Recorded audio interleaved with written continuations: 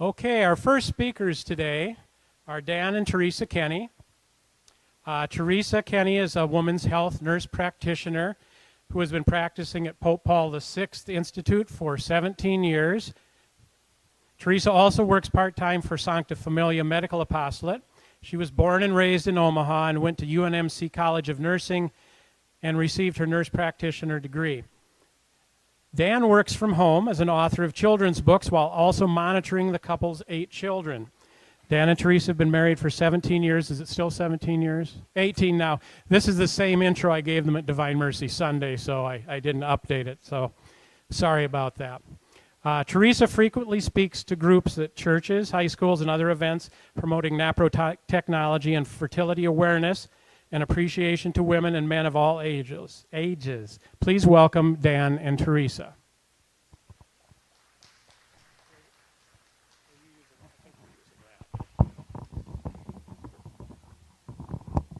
Say, John, are they supposed to use the wireless? Okay. You might want to hold it. You got to get really close. You got to get close, huh? He said we got to get close. We're loud. Good morning.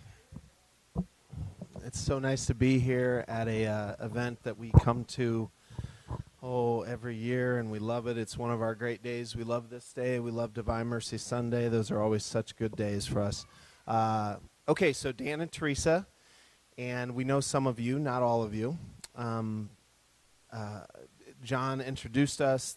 He was totally right. There's no huge update, but we have been married since 2000. So we're on 18 strong years, and it's going well. So I want to start this talk off in Wisner, Nebraska. I'm in college, and it's evening. I'm at a rosary for my great-aunt Claire. And there's this young priest, God bless him, and he's going on and on about my Aunt Claire and what an amazing, wonderful woman she is. And the more he goes on, the more I start to smirk. My mom, who knows my Aunt Claire better than anybody in the world, is kind of in a different part of the church with her brothers and sisters. And at the end of the rosary, she makes a beeline for me, and she's actually laughing. And she looks at me and she says, clearly this priest has never met Claire before. Now, don't get us wrong. We loved my Aunt Claire. In fact, she was a hero to my mom. But she was not perfect. And she was the kind of person who would have been looking down on that and laughing herself. And, my mom looked at me and she said, you know what? Whenever it comes time to give one of these talks at my funeral or rosary, just promise me that you tell the truth. And I think my mom's point was this. My Aunt Claire, she was rough. She was rough around the edges. And if you smooth out all the rough edges of my Aunt Claire, in the end, you also take away the things about her that were truly great. My Aunt Claire, if she didn't like you, she really didn't like you. But if you were one of hers, she was loyal in a way that was heroic. She made unbelievable sacrifices in her life for the people that were hers. And so I wanted to kind of start off today as we talk about love and laughter and family life with this idea that a lot of us are kind of rough around the edges. Certainly Teresa and I and our family, we're kind of rough. We're not all put together. We're the people who look at a lot of you people and think, wow, they really have things figured out. But that's not us. We are kind of rough around the edges. Okay, so, Teresa. Yeah. What am I talking about? Well, you already said that part. No. Okay. Well, the truth is, that we are rough around the edges. We are imperfect. And so, Dan, one of the things that he has talked about a lot in our marriage as we have gone through, not a lot of, terrible times, but, just the regular rocky road stuff in all marriages, is that we really need to look at marriage as a sacrament of healing. So marriage is about healing each other. And we used to look at it as, and a lot of people do, is like getting your souls to heaven, and that's really important. But in order to do that, like, we first have to acknowledge that we are two very broken people. And being broken people, you know, we need healing more than anything. And of course that comes first and foremost through Jesus Christ. But in order to heal each other, there's just a lot of kind of self-sacrificing and realizing that I don't need to be right 100% of the time. Maybe 99% of the time I do. But, you know, we really need to bow down to each other and say, man, we are both really broken. How can we help to heal and restore each other? And ultimately, that's what brings us to heaven. For sure. I think there is a tendency, especially with the way that we do marriages and weddings these days, is to focus on the awesomeness of it all. Again, you got two young, awesome, beautiful people. They're 25, that age when even ugly people look good. You know what I'm saying? Like, you look great. It's awesome. And I just say that from experience. So you look great, and you come together and you throw a huge party that costs a lot of money, and you know, people are up there giving toasts, talking about how amazing you are, and of course it's just all crap, right? Like, no one's, like, we were all that age. We weren't all, but we focus on that. And it's all about like this great partnership. And sometimes I think we do a real disservice in Christian marriage when we kind of play by their rules. When we play by the world's rules and focus on that part of it, rather than our very different Christian understanding of what marriage is. Because our very different Christian understanding of what marriage is what Teresa said. It's about taking two broken people, and then they come into the sacrament of matrimony for the sole purpose of bringing Christ to each other, bringing healing to each other. Okay. So we are rough, kind of like my Aunt Claire, and I think it's appropriate that we're here at Holy Family Fest because it marks the 3rd anniversary of one of our stellar moments as parents. So it was 3 years ago, Holy Family Fest, hot, very hot, sweaty day, and my children had fun and ate a rather obscene amount of brownies that day. We are always reminded of the large amount of brownies that they ate that day by all the people in yellow shirts here. We're always reminded of this. So it was really fun, but that was one of those days where we couldn't stay the whole time because our friend Matt was having his 40th birthday party. So we left like at 4:45. We rushed home. We had to get ready. We were going to go, Teresa and I were going to go downtown and hang out with Matt and his family for his birthday party. And we were just in a rush and getting ready, and we gave our oldest daughter, Anna, instructions for how to take care of the kids for the night. So we pick up Matt, we get downtown, we're having a cocktail at some place, and then we go to a different place, and it's now 8:45. And we're having dinner, and Teresa gets a call from Dr. Pierre. And what does he say? Dr. Pierre said, by any chance, did you happen to leave one of your children here? And I'm sitting there, like, in a crowded restaurant, and I'm like, oh, my gosh. Oh, my gosh. And I'm like, who is it? No idea. Yeah, I mean, like, who did we leave? So it ended up that we had left our son, Brendan. He didn't tell anybody that we had left, so he just kept hanging out with all the people. And we had no idea. And what the best part is that my daughter at home had no idea. Nobody at home? Nobody knew he was not in somebody from our family's care.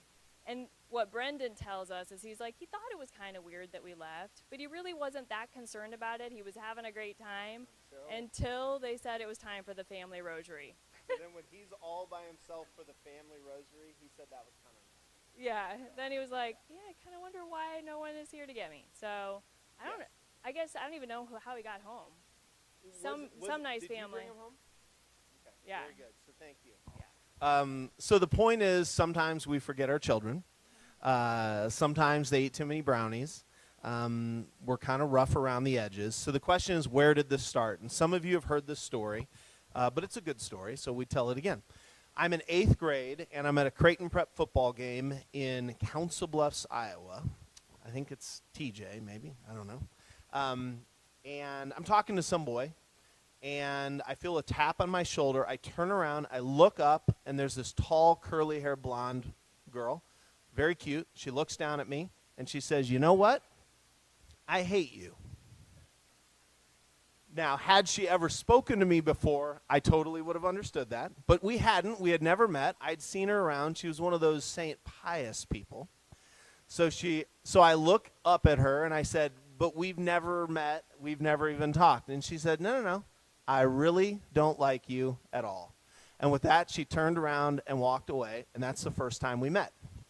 So she goes to Marion, and I go to prep, and we're in the same grade. And we have some common friends, so we kind of bump up into each other every once in a while. And I ask her about this incident, and she kind of blows it off. We're seniors, and we both, by that time, have a really good common friend. Her name is Megan, and she's this really wonderful girl. And one day, we're all hanging out, and Megan is supposed to take Teresa home at the end of the day, but for some reason, she got called into work at Vic's Corn Popper, and she says, "Dan, could you take her home?" And I said, "Sure." So there's always been this weird, awkward, I hate you thing between Teresa and I. But this time, driving her in my car, the fancy 1980 Buick. Somebody asked me, "What kind of Buick was that?" I said, "I have no idea." It was huge, though. It was enormous. That's all I remember about that car. So we're driving, and she's telling me I'm going to Briar Cliff next year. She's going to study to be a nurse. She loves taking care of people. She loves taking care of animals. One time she found a dog. She nursed it back to health. Now it's their family dog. Turn here. So I turn into this neighborhood over by, what's the pool called? By Brook Hill. She lived right by Prep on 77th and Seward. So I turn in right there, and she's telling me more. And then all of a sudden she's like, "Watch out, screech!" I run over a cat. It was terrible. Terrible. Awful. And because she's like the Florence Nightingale to animals, we have to get out of the car and check, and the cat died. It's horrible. It's just horrible. And so the awkwardness continues. The last few blocks home were very quiet and miserable. And then I became to her the guy who accidentally ran over that cat. So she goes to college, Briar Cliff, Sioux City on the Missouri River, plays sports. I go to Benedictine College on the Missouri River, play sports, go to very similar schools. And we keep kind of tabs on each other through our friend Megan. Megan would tell me what Teresa was up to.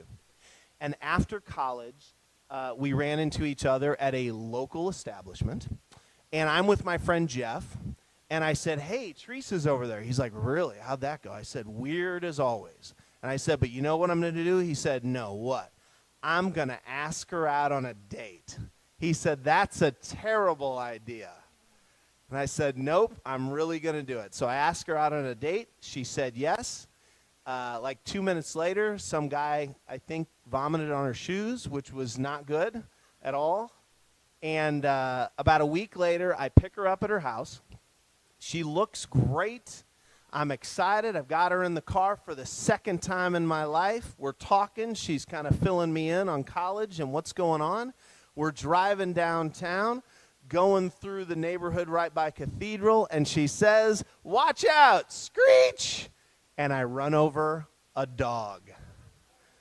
I have hit 2 domesticated animals in my life. It was the first 2 times she has ever been in my car. Thankfully, this was an enormous dog. It rolled over several times, then barked, and got up and ran away. I think it was just fine.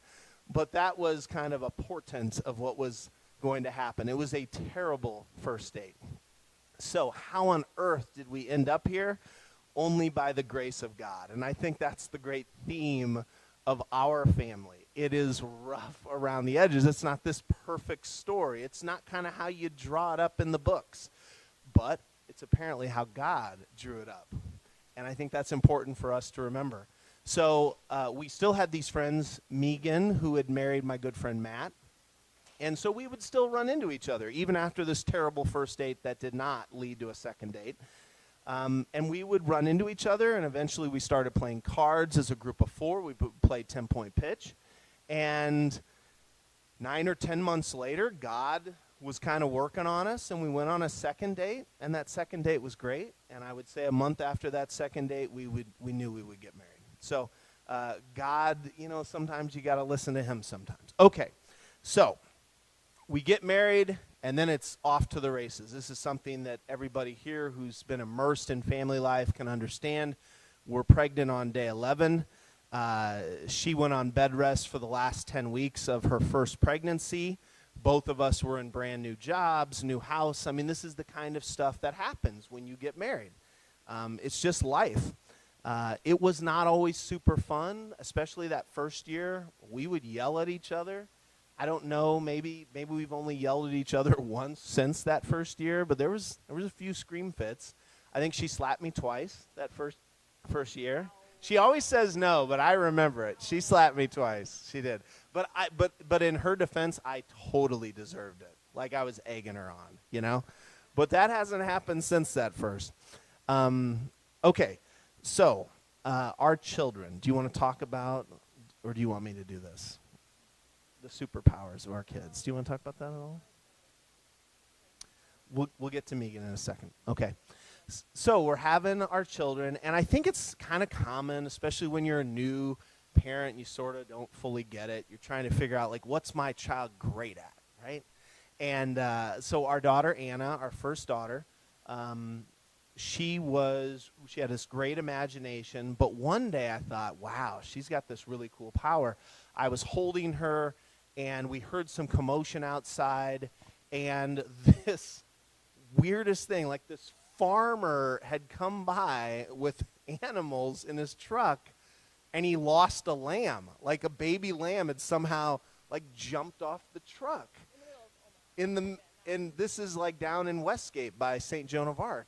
And so this woman is out trying to wrangle up this lamb, and she can't, like the lamb's too fast for her. And my daughter is just, she reads all the little books, and she sees the baby lamb, and she starts going, bah. And I'm holding her to the fence, and she keeps going, bah.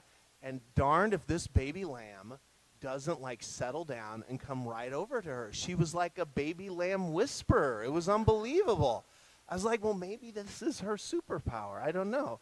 But she had a great imagination, really cool. My son Isaac was kind of freakish at math. He could like double things. We thought that was cool. But one day I came home, and Teresa gives me kind of this weird look, and I look up at the ceiling, and there are hundreds of paper bats hanging from the ceiling. And I said, that's a lot of bats. And she's like, yeah, we made bats. We made bats all day.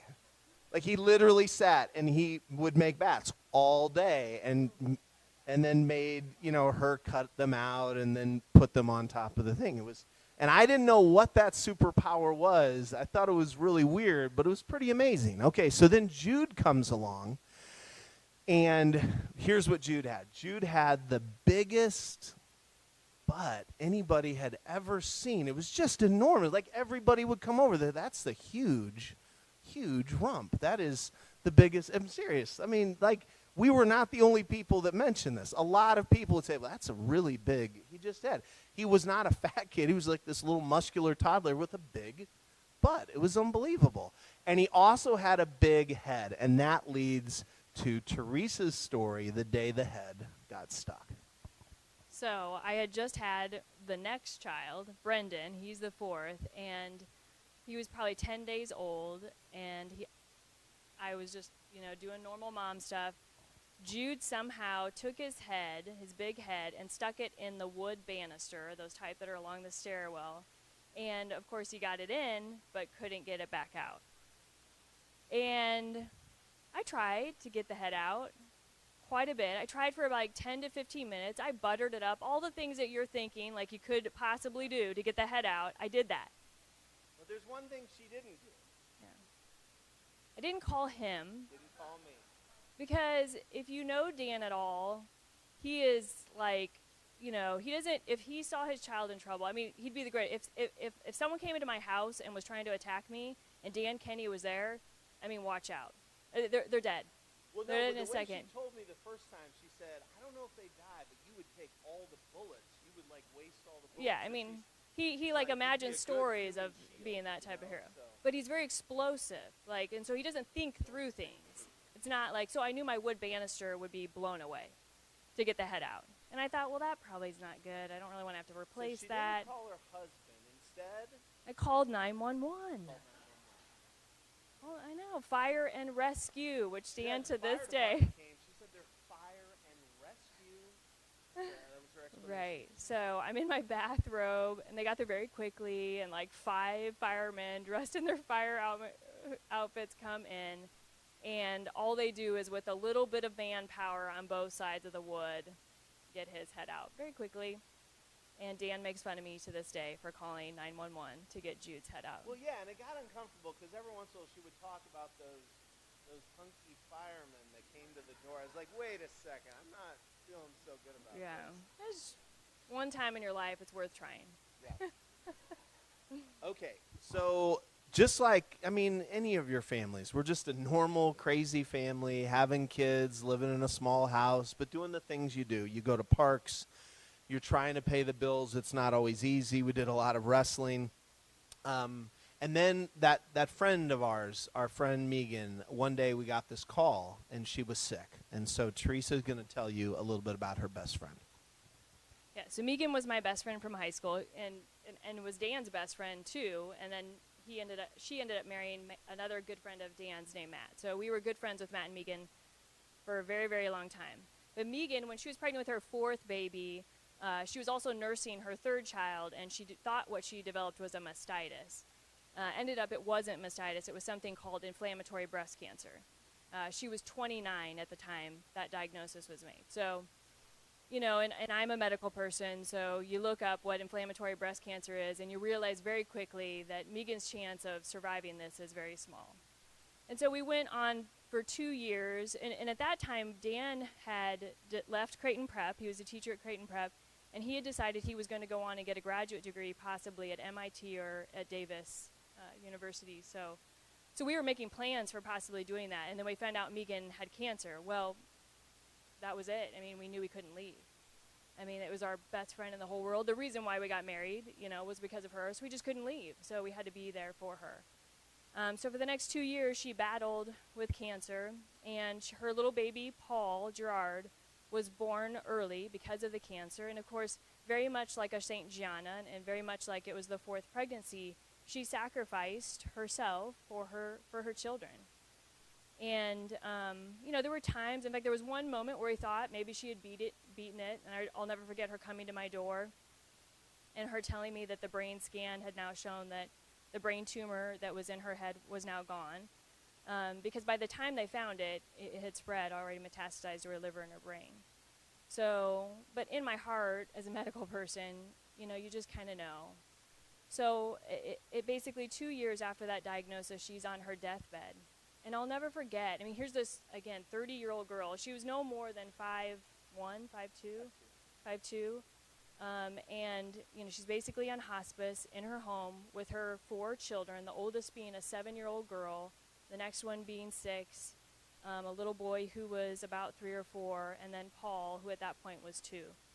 And this is where I feel like when I think about parenting, it becomes so real that they are not ours. You know, like we're here and we're an example to them, and we try to provide the best role model and to encourage them to live their life and to follow Christ, but they're not ours.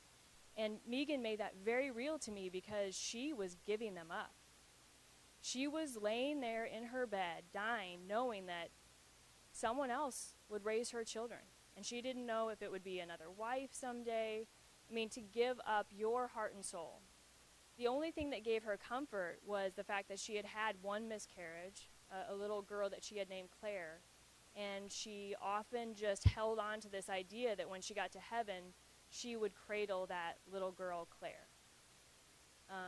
But she taught us a lot. I mean, she was rough too. She was super sarcastic. She made fun of us all the time. But in the end, she became a saint, like no other person. In the end, she was laying there in her bed at probably 59 pounds, I would guess. with a crucifix clutched in her hand against her chest, as her entire family said the rosary and the Divine Mercy Chaplet around her. And we watched her fade away.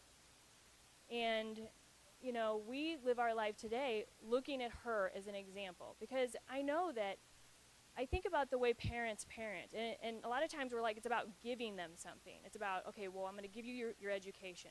I'm going to give you this chance to do a sporting thing. I'm going to take you to this camp, and you're going to have this. I'm going to give this to you.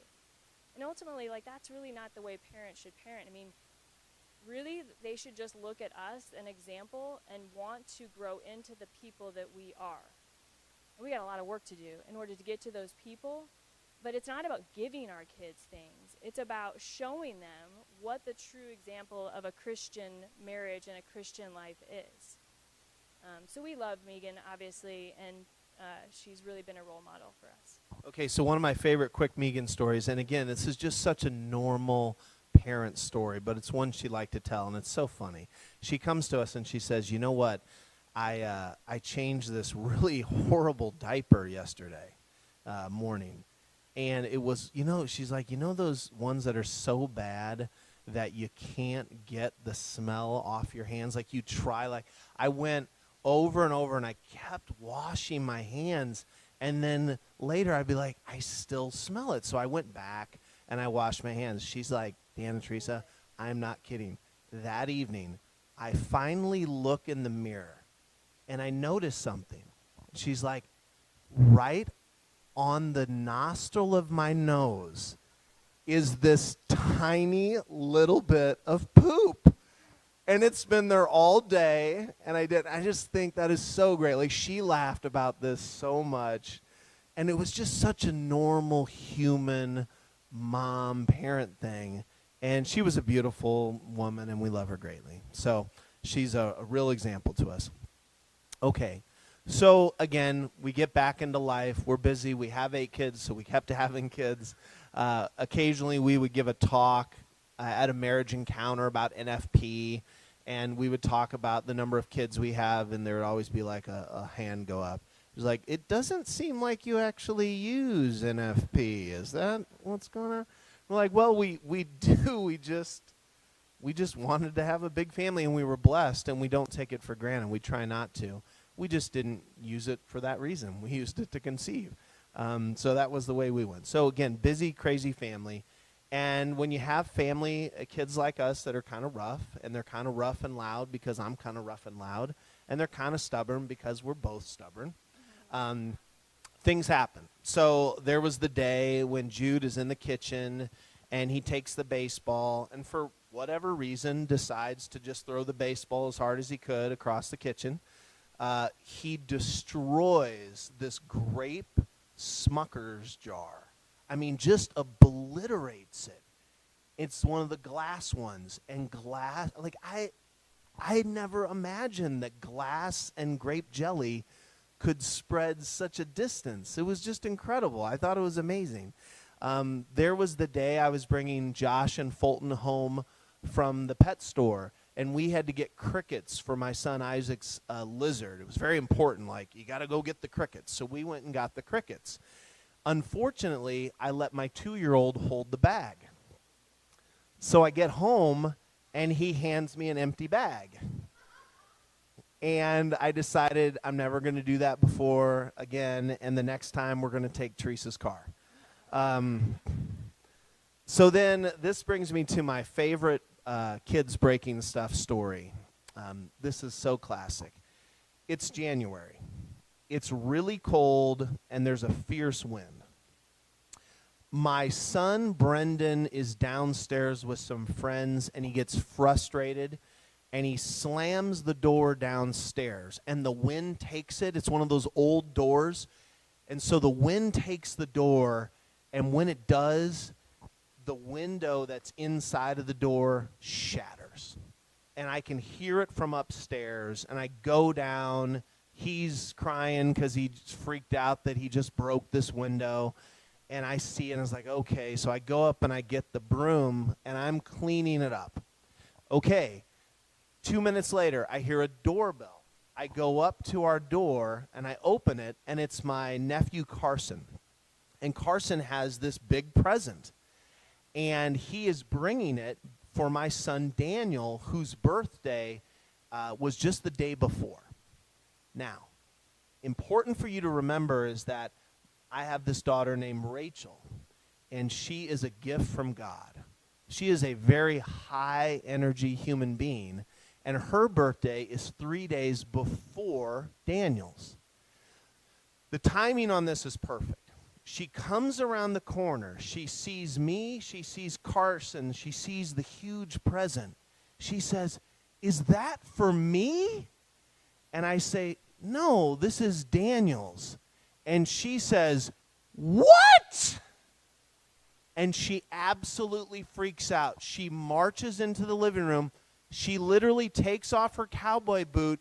She chucks her cowboy boot. It goes right through the living room window. We broke 2 windows in less than 10 minutes in 2 completely different ways. It was a record for our family. It's one of my very favorite ones. Okay, so through the years, Teresa and I have done a variety of speaking for different things, and inevitably, we get a phone call at some point. We always ask people, especially young people, to put their phones away, but we always have to have our phone out because we know we're going to get a call at some point, and there's going to be shouting between 2 kids. So I'm at something, and I get the call, and I'm like, oh, gosh. So I get out of there near the restroom to take the call, and, of course, it's my son Jude, who's always one of the people that calls. And Jude is talking to me, and I can tell something bad has happened. He's like, "Dad," and it's DEFCON, whatever the bad one is. And there's urgent. I'm like, "What happened, Jude?" He's like, "It's Daniel. He is in the bathroom, and he's got the door locked." You say that to a parent, like my mind thinking very bad things. I'm like, "Okay, what is happening? What is going on?" He's like, "Dad, he's got the entire pan of tater tots, and he won't give them to anybody."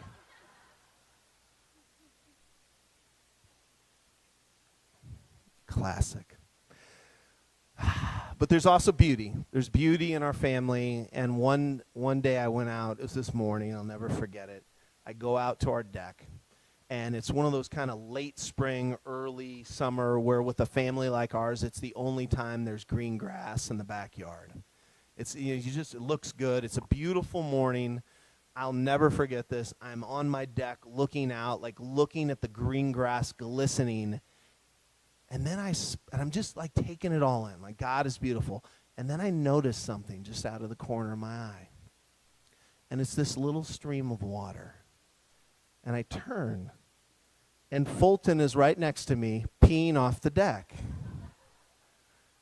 And he looks up at me with this enormous smile. He's so happy. He's so proud to be peeing off the deck. And I thought to myself, I'm taking in God's grandeur, and Fulton is fertilizing it. So, okay. Teresa, do you want to jump in, or you just want me to keep going?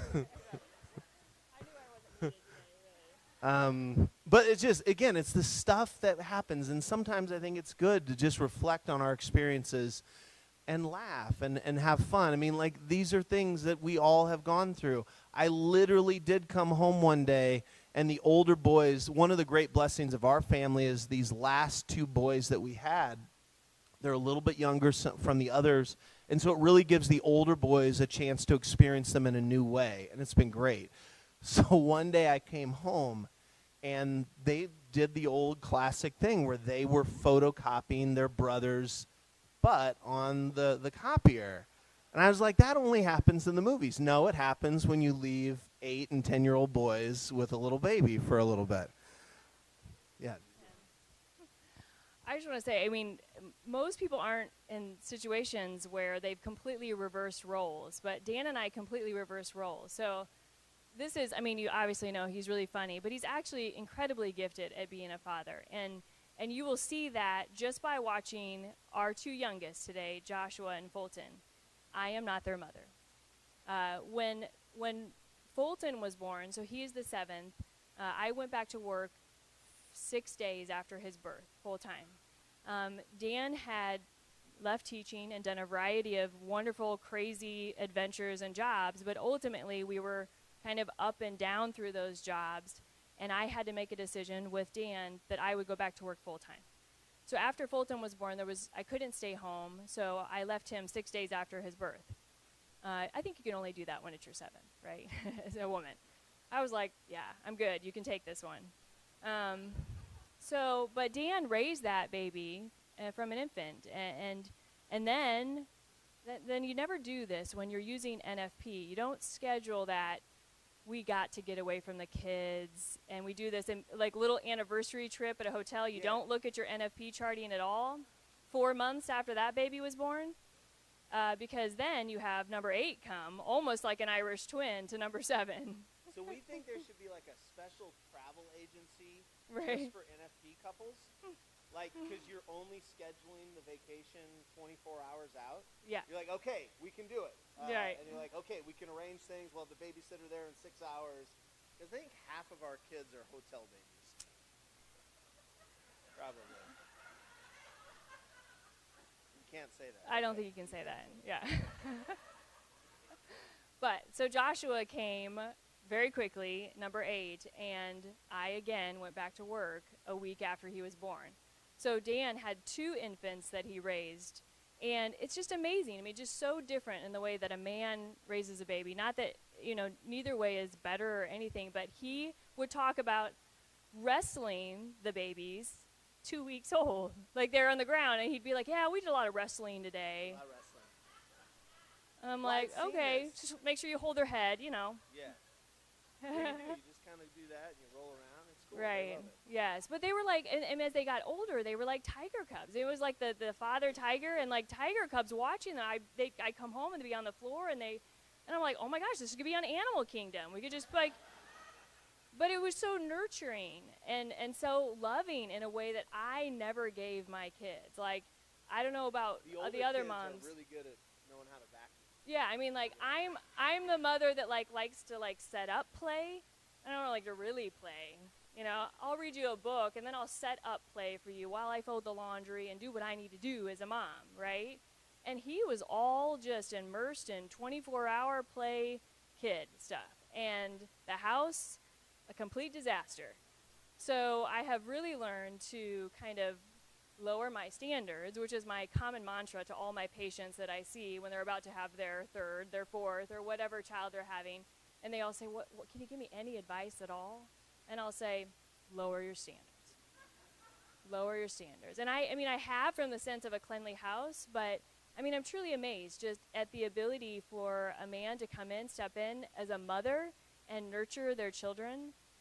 And the other thing is that, I mean, many of you know this, but Dan writes books. So after he began staying at home, I mean, we thought he would just stay at home. And he has always wanted to be somebody that is creative and provides something to the world that can be a gift. And so he tells all these incredible stories to our kids. I would listen to these stories. He'd be sometimes just in his underwear in the bedroom with the kids telling these elaborate stories. And I'd be cleaning as usual. And I'd just be like, that is incredible. And I mean, like, we're 45 minutes into a story that he's telling in the bedroom about Hong Kong Phooey and all of these people. I have no idea who they are.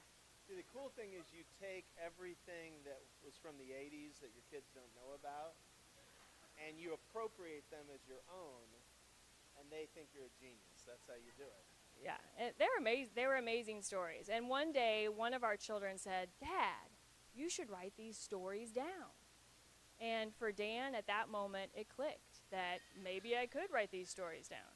So, after 3 more years after that idea was put in his head, he's written 30-plus books. Middle school novels, children's books, and we don't know if it's going to work.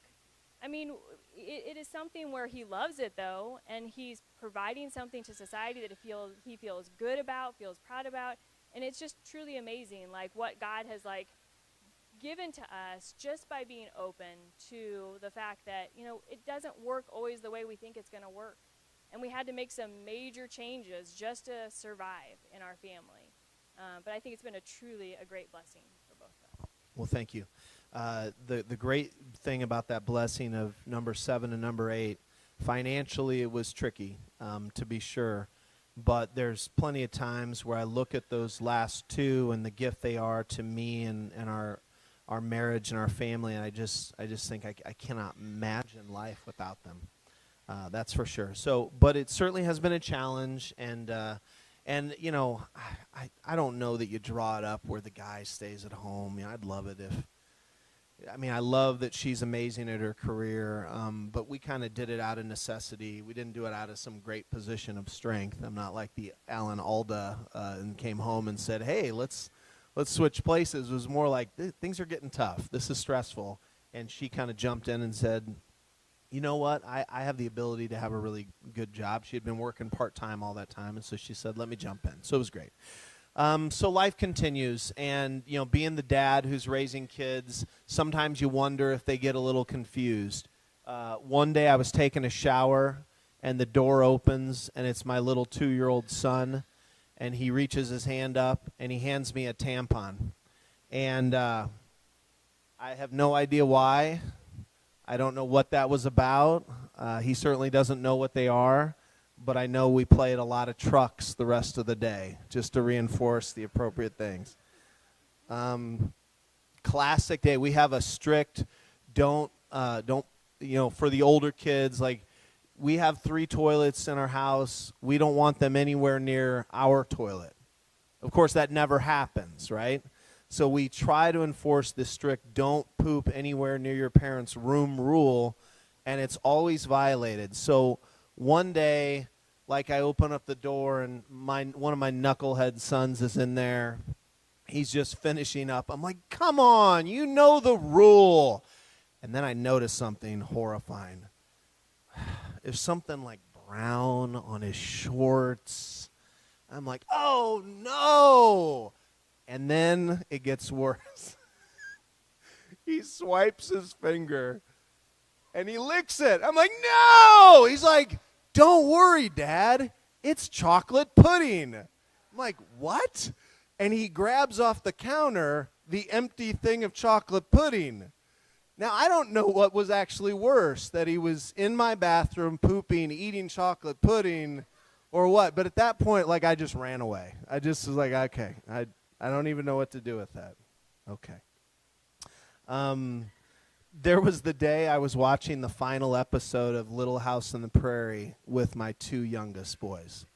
And I assume you're familiar with the episode, but there's a lot of dynamite used in the final episode. And I'm all teary-eyed because this is a big deal. We had it on tape, so we were watching the final one. And I'm kind of choked up and a little bit of tears. And my son, Fulton, looks at me and says, Dad, wouldn't it be cool if we could blow up our own house? And I thought, it would actually be kind of cool if you could do that. That's just such a boy way of looking at that. So then one of my great memories, one of the great gifts that Teresa has given me is the Christmas that she bought those Nerf gun bow and arrow set for all of our oldest boys.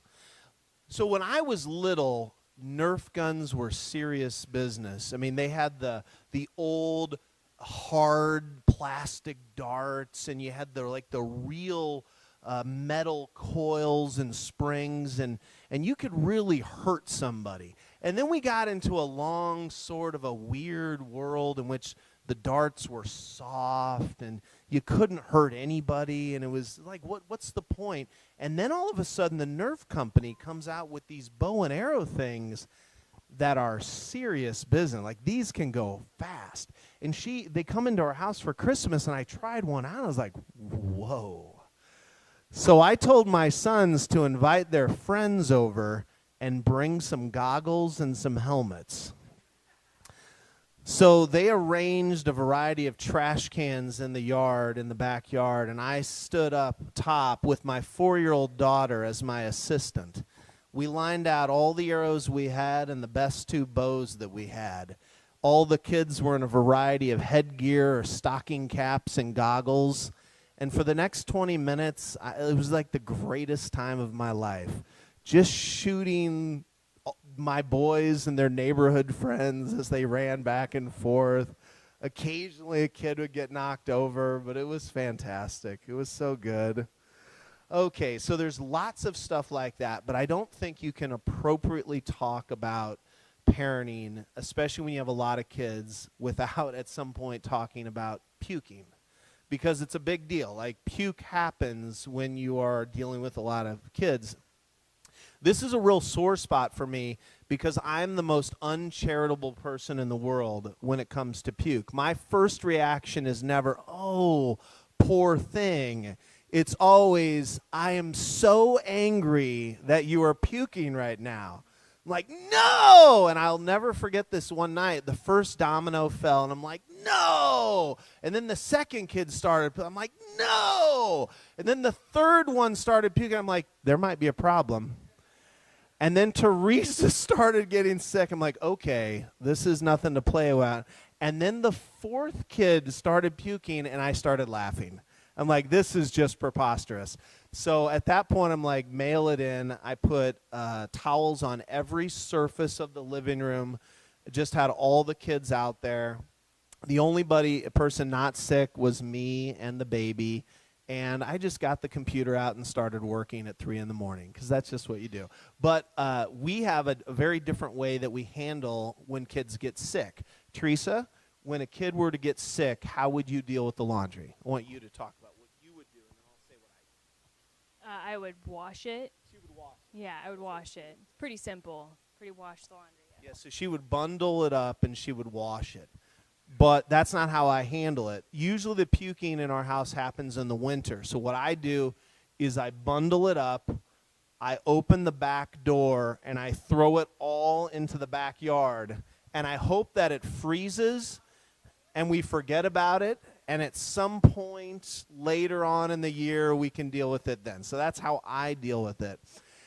And we had one of those times where this happened, and then, I don't know, I think a kid didn't know what something was, and so dragged something into the garage, and it started thawing out. And then one night we came home from a date, and we, open up the garage, and she's like, there's a possum in there eating something. What is that?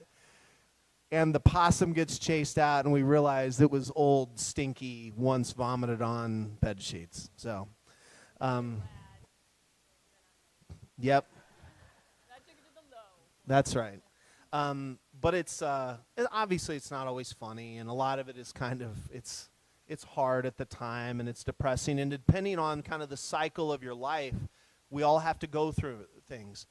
Very few of us have a trust fund. It's hard to pay bills. It's stressful to do all of this. It just is. It's hard for all of us. And there was this one particular season of our life where I was still working, but I was working on a political campaign. I was gone all the time. We had a ton of kids. I believe she was pregnant with number 6. She was pregnant with number 6. We had a bunch of them together. I think a lot of people understand this. And I think it was 4th of July. And so I was out helping, this campaign with one of those 4th of July parades, and she's home alone with the kids trying to make a good day for them. Teresa? Yeah, so I was alone, and Dan had been gone a lot doing this campaign stuff. He did a lot of parades and things like that. But I wanted my kids to think that the 4th of July was fun, and so there was always those neighborhood parades. I didn't want to do it, but I was like, you can do this, Teresa. It was probably, 8 blocks at least away. So I got the kids all ready, and we got wagons and scooters and the stroller, and we're going to go. And we did. We got there, and the parade was fine. And as moms, it's all good until you have to go home. And so we're trying to get home. It's super hot, and I'm super pregnant, and everybody just starts losing it. So I've got kids who don't want to walk. They don't want to carry their scooter. So now we're trying to put the scooters inside the wagon and on top of things, and we're only halfway there. We've got a long ways to go. And so I come to this point where there's this huge, huge circle, and it's on an incline that's super steep. And I come around the corner, and the wagon falls over. So all the scooters, and at least one kid probably would have fallen out. I don't know how many. But so I went to grab the kid on the ground, but I let go of the umbrella stroller with my 1-year-old in it. And I'm on the incline. So the 1-year-old now is going and going and going. And like, there's nothing I could have done. And so it starts to swerve, and it bumps up against a curb and flips over. And I don't even remember, because at this point, like, I was so out of my mind, emotional. So I'm sitting now, I'm so, like, done. I just was, like, sat on the curb and started crying. By then, like, neighbors had come out, and they were like, is everything okay? Like, should there be somebody with you right now? Yes, and I'm like, yes, there should be.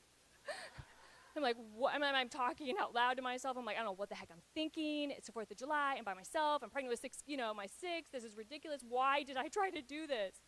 And I'm just crying, and they're really nice. There's this man that had this truck, and he's like, don't worry about your stuff. I'll bring it.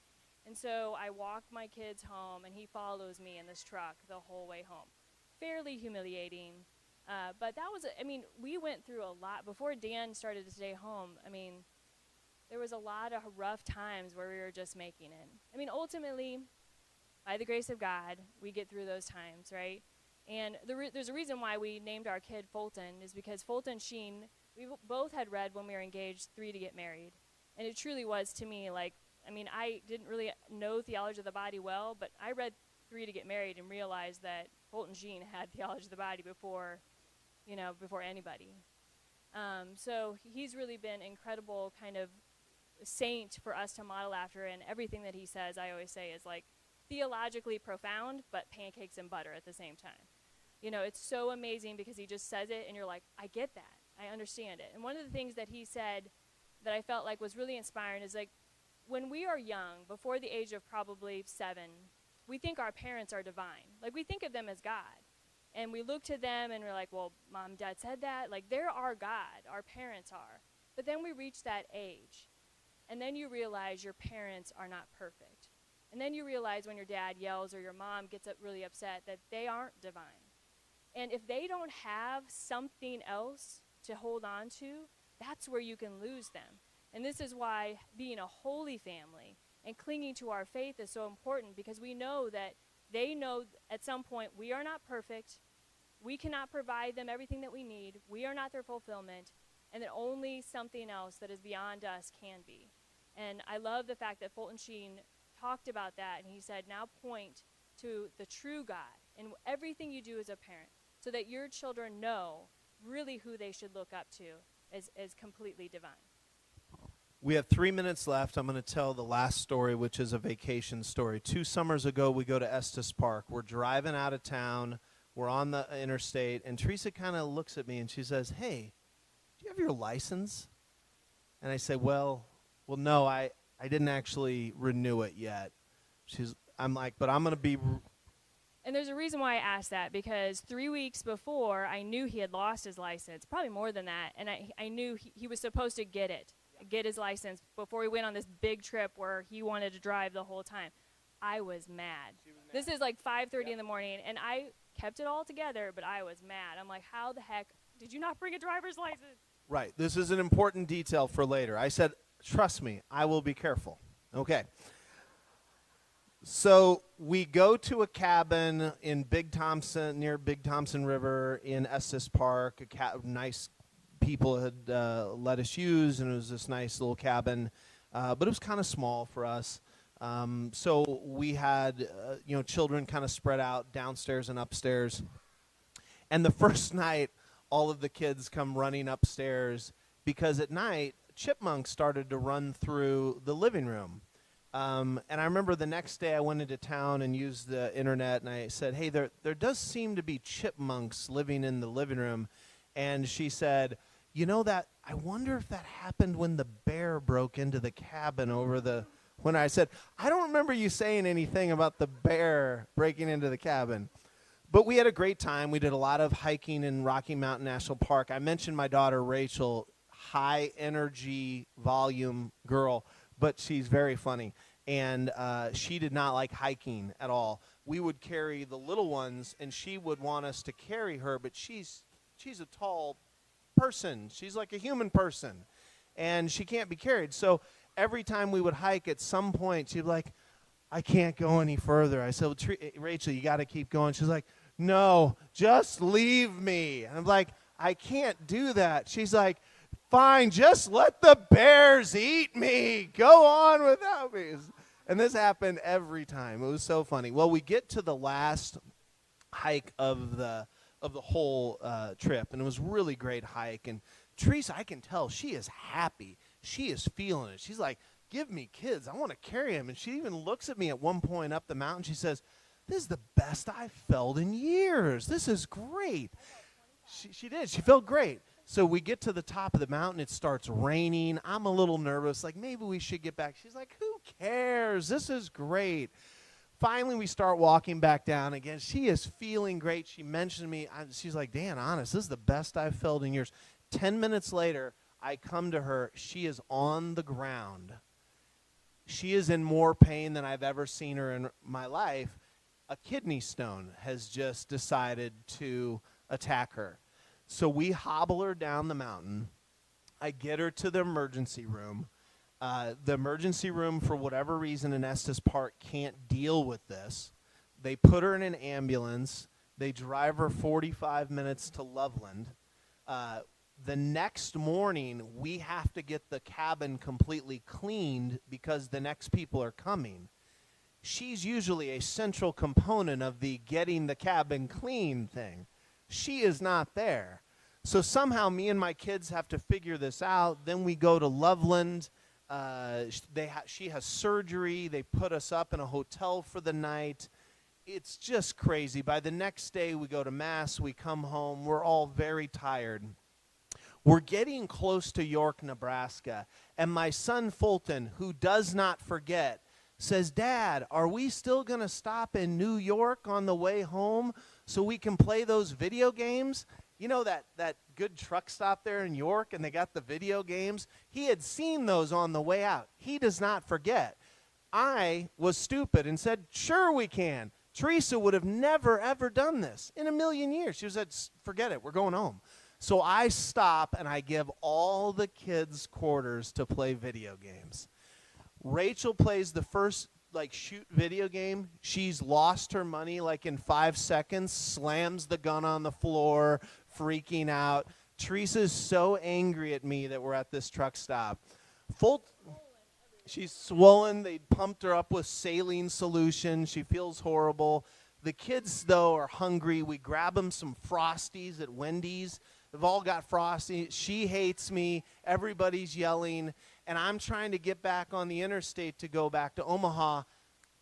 And I think to myself, oh, this isn't the right way. I need to take a U-turn to get on the right direction. So I take the U-turn to go the right direction I'm on. And as soon as I get on the interstate, the lights come. We get pulled over. I'm freaking out. I do not have a license. I say, Teresa, at least get the proof of insurance out. There is no proof of insurance. I said, at least get the registration out. There is no registration in the. He comes up and asks for these things. We don't have those things. And now he's getting nervous. He's looking in the van. He's checking it out. He peeks through. He says, are these all your children? I said, yes, they are. Then he said, and are they all buckled? And I swear to you, this is what happens. And are they all buckled? And what we all hear at the same time is click, click, click, click, click, click, click. He checks us out. I think at some point he must have had a conversation that was like, and he said, and so where are you heading? I said, we're going to Omaha. We're coming back from Colorado. He's like, so why are you going Interstate 80 West right now? So I didn't even need to make the U-turn. I messed the whole thing up. I think he was so just astonished at how pathetic I was that he didn't give us any ticket, no warning. He just said, just go figure it out. And he said, but we're going to follow you home for just a little bit just to make sure you get turned around. So, the kids are dead quiet. They're handling their business. But this is the most classic, kid moment ever. I mean, the guy is right behind us. He's going to follow us. It's 10 minutes, 10 seconds of perfect silence. And then one of my knucklehead sons said, "Hey, Dad, could I get the tablet back?" Which is so classic. Like, no awareness of the situation at all. Could I get the tablet back? That's our life. It's crazy. We were in Atchison to see the eclipse. It didn't work. We never really saw the eclipse. It was pouring rain on us, and this crew interviewed Teresa about the whole ordeal. And at some point she said, "You know, there's really nothing good about traveling with 8 kids."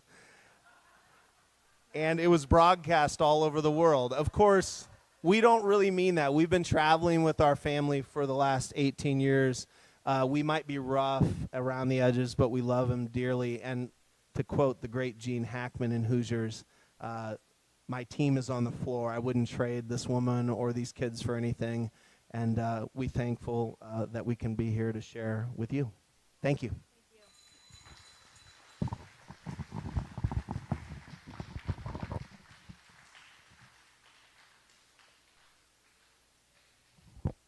Thank you, Dan and Teresa.